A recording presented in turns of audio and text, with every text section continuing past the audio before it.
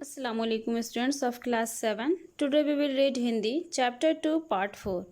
Students आप सभी previous video में मीन्स पार्ट 3 में पढ़े कि दादी माँ को संसार जो है सिर्फ धोखे की जगह लगती है, क्योंकि लेखक के दादा की मृत्यु के बाद उनके जितने भी साथी थे, दोस्त थे, वे सभी मुंह में राम बगल में छुरी वाला व्यवहार करने लगे थे, जो दादी माँ को बिल्कुल पसंद नहीं था।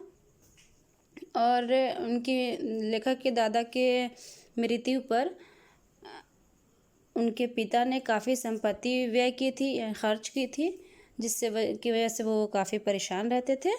अब आगे। दादी माँ अक्सर उदास रहा करती। माघ के दिन थे। माघ कहते हैं जनवरी के महीना, और तो जनवरी के दिनों की बात थी कि कड़ाके का जाड़ा पड़ रहा था। पछुआ का सन्नाटा और पाले की शीत हड्डियों में घुसी पड़ती। ठंड इतनी ज़्यादा थी कि और हवा इतनी ठंडी चल रही थी जैसे हड्डियों में घुसती हुई महसूस हो रही थी। शाम को मैंने देखा दादी माँ गीली धोती पहने कोने वाले घर में एक संदूक पर दिया जलाए हाथ जोड़कर बैठी हैं। लेखक ने इतनी ठंड के दिनों में देखे कि एक शाम उनकी दादी माँ जो है वो गीले कपड़े में एक कमरे में संदूक पर दिया जलाकर और हाथ जोड़कर बैठी हैं। इस मुद्रा में हाथ जोड़कर वो बैठी हुई थी।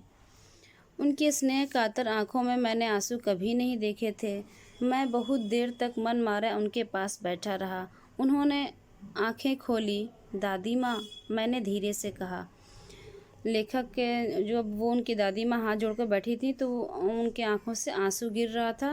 लेखक ने अपनी दादी के आंखों में कभी आंसू नहीं देखा था। वह मन मारे यानी चुपचाप से उदास होकर बैठे उनके पास बैठे रहे। और जब उनकी दादी माँ ने आंखें खोली तो लेखक धीरे आवाज़ में उन्हें पुकारा, क्या है रे, तू यहाँ क्यों बैठा है? दादी माँ, एक बात पूछूं, बताओगी ना? मैंने उनकी स्नेहपूर्ण आंखों की ओर देखा। अब लेखक को इस बात की चिंता हो रही थी कि दादी माँ उनकी रो क्यों रही हैं, तो उन्होंने पहले ही दादी से कहा कि क्या मैं एक बात पूछूं और तुम उसका जवाब दोगी ना? उन्होंने स्नेहपूर्ण यानी प्यार भरी आंखों में देखा और कहा, क्या है, पूछ, तुम रोती थी? दादी माँ के कहने पे अब लेखक ने दादी माँ से पूछे कि क्या तुम रो रही थी? दादी माँ मुस्कुराई, पागल, तूने अभी खाना भी नहीं खाया ना, चल चल। अब दादी माँ जो हैं वो लेखक के सवाल का जवाब नहीं दी और लेखक के खाने के बारे में पूछने लगी। धोती तो बदल लो दादी माँ, मैंने कहा। अब लेखक के चूँकि देखे कि दादी माँ गीले कपड़े में हैं तो उन्हें बदलने के लिए कहा। मुझे सर्दी गर्मी नहीं लगती बेटा। वे मुझे खींचती रसोई में ले गईं। सुबह मैंने देखा चारपाई पर बैठे पिताजी और किशन भैया मन मारे कुछ सोच रहे हैं। अब सुबह में लेखक देखे कि उनके पिता और उनके भाई दोनों कुछ मन माने उदास होकर कोई बात सोच रहे थे।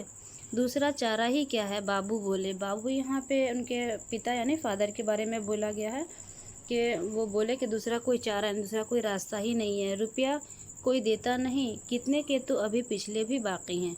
वे रोने रोने से हो गए।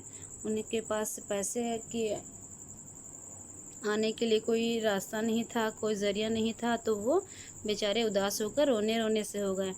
रोता क्यों है रे? दादी माँ ने उनका माथा सहलाते हुए कहा। अब दादी माँ ने देख लिया कि वो बहुत मजबूर से लग रहे हैं, क्योंकि उनके पास पैसा नहीं है, तो दादी माँ ने उन्हें सहारा देते हुए उनके सर पर हाथ रखा और कहा कि तुम रोते क्यों हो? मैं तो अभी हूँ ही। यानी दादी माँ उनके पैसे देने के लिए अभी तैयार थी। उन्होंने संदूक खोलकर एक चमकती सी चीज़ निकाली। तेरे दादा ने यह कंगन मुझे इसी दिन के लिए पहनाया था। उनका गला भर आया। मैंने इसे पहनना नहीं, इसे सहेज कर रखती आई हूँ। यह उनके वंश की निशानी है। उन्होंने आंसू पोंछकर कहा, पुराने लोग आगा पीछा सब सोच लेते थे बेटा। अब दादी माँ ने संदूक खोला और उसमें से एक चमकती हुई चीज़ निकाली, जो दादी माँ की चूड़ी थी। उनके लेखक के दादा ने उन्हें ये चूड़ियाँ पहनाई थी, लेकिन दादी माँ ने इस चूड़ी को पहना नहीं, बल्कि इसको बहुत ही हिफाजत से रख दिया। यहाँ पे वो कहती हैं कि पुराने लोग आगा पीछा सब सोच लेते थे, यानी पुराने जो लोग थे वो चीज़ को बचाकर चलते थे कि पता नहीं आगे वाले समय में शायद इसकी ज़रूरत पड़ जाए, तो इसलिए वो इसी ज़रूरत को पूरी करने के लिए वो चूड़ी को पहनी नहीं थी और उसे हिफाजत से संदूक में रख दी थी और उन्हें वक्त पर उसका इस्तेमाल किया जाता था। सचमुच मुझे दादी माँ शापग्रस्त देवी सी लगी। धुंधली छाया विलीन हो गई। मैंने देखा दिन काफ़ी चढ़ आया है। पास के लंबे खजूर के पेड़ से उड़कर एक कौवा अपनी घिनौनी काली आंखें फैलाकर मेरी खिड़की पर बैठ गया है। हाथ में अब भी किशन भैया का पत्र कांप रहा है।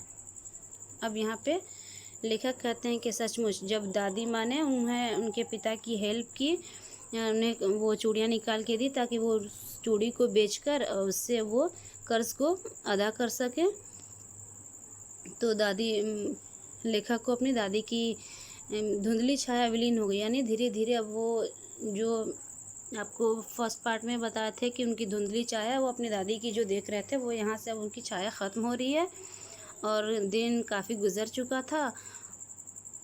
कौवा अपनी काली आंखें फैलाकर उनके खिड़की पर बैठा, यानी कौवा जो था उनकी खिड़की पर बैठा हुआ था और उनके हाथ में अभी किशन भैया का पत्र, उनके किशन भाई जो थे उन्हें पत्र लिखा था, दादी माँ की मृत्यु के बारे में कहे थे, तो वो पत्र अब भी उनके हाथों में कांप रहा है। काली चींटियों सी कतारें धुलमिल हो रही, यानी जो पत्र में दादी माँ के मृत्यु के बारे में लिखा था, तो वो उनकी आँखों से वो आंसू निकलने की वजह से वो धुंधली सी दिख रही थी और वो धुंधली सी ऐसा दिख रहा था जैसे चूंटी एक लाइन में चल रही हो। आँखों पर विश्वास नहीं होता, मन बार बार अपने से ही पूछ बैठता है, क्या सचमुच दादी माँ नहीं रहीं? अब उन्हें अपनी ये पत्र पढ़कर विश्वास नहीं हो रहा था कि उनकी दादी माँ अब हयात में नहीं रही हैं, वो मर चुकी हैं और बार बार वो खुद से पूछ रहे थे क्या सच में दादी माँ अब नहीं रहीं। तो स्टूडेंट्स, उम्मीद करती हूँ आप सभी को ये चैप्टर समझ में आ गया है। और नेक्स्ट यहाँ पे क्वेश्चन है। पहला क्वेश्चन है, लेखक को अपनी दादी माँ की याद के साथ साथ बचपन की और किन किन बातों की याद आ जाती है। दूसरा है, दादा की मृत्यु के बाद लेखक के घर की आर्थिक स्थिति ख़राब क्यों हो गई थी। तीसरा है, दादी माँ के स्वभाव का कौन सा पक्ष आपको सबसे अच्छा लगता है और क्यों। इस क्वेश्चंस के आंसर लिखने आपको एक बार चैप्टर को शुरू से आप लोग रीड कीजिएगा, तो ये क्वेश्चन बनाने में मदद मिलेगी। Okay, thanks.